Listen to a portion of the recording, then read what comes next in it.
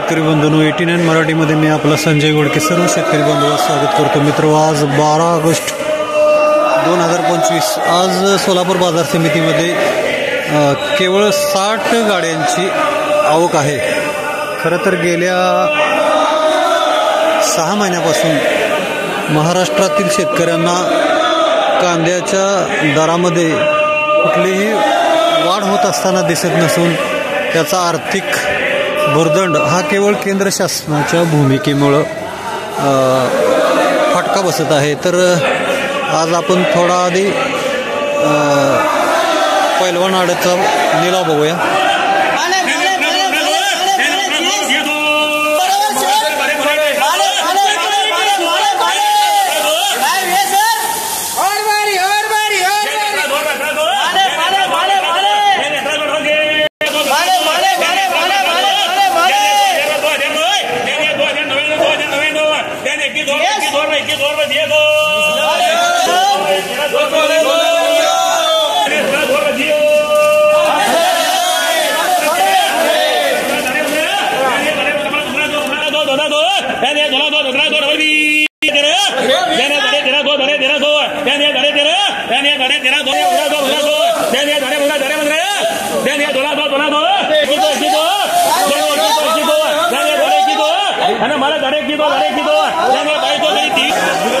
₹2300 प्रति क्विंटल 2300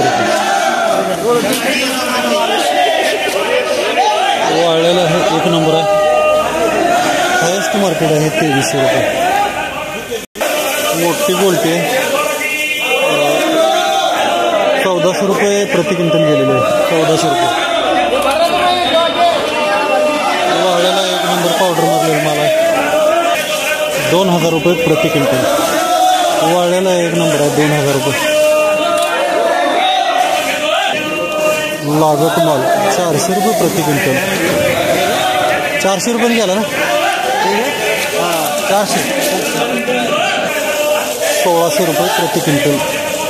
यामध्ये थोडीशी कुठेतरी काजळे आलेले आहेत, त्यामुळं माल वाळलेला आहे चांगला, तरी पण ₹1600 गेलेला आहे। ₹1700 प्रति क्विंटल मीडियम आहे वाळलेला।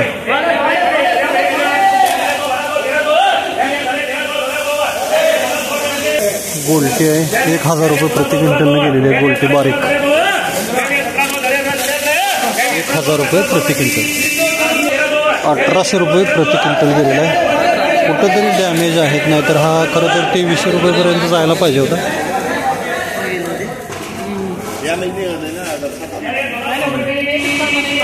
तर शेतकरी मित्र आज सोलापूर बाजार समितीमध्ये 60 गाड्यांची आवक आहे आणि सरासरी 1 नंबर कांद्याचा दर हा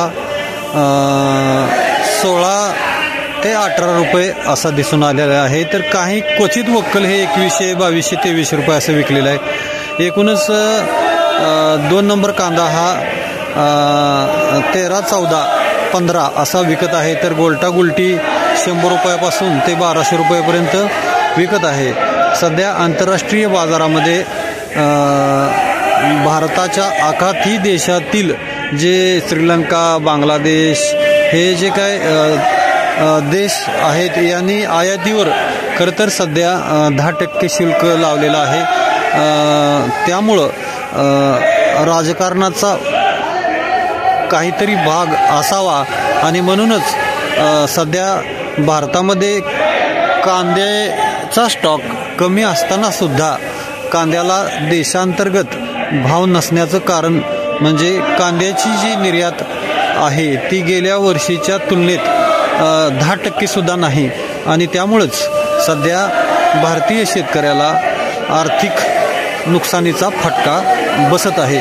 त्यामुळं आगामी काळामध्ये शेतकऱ्यांनी कांदा लागवड करताना मर्यादितच करावे, कारण सध्या केंद्र सरकार हे शेतकऱ्यांना विविध योजनांचा लाभ देत असल्याचं त्यांना वाटत आहे आणि त्यामुळंच सरकार त्यांना जसं हवं आहे तशा पद्धतीनं आयात निर्यात धोरण हे अवलंबत आहे आणि त्याचा फटका हा पर्यायानं आज शेतकऱ्यांना बसत असल्याचं दिसत आहे।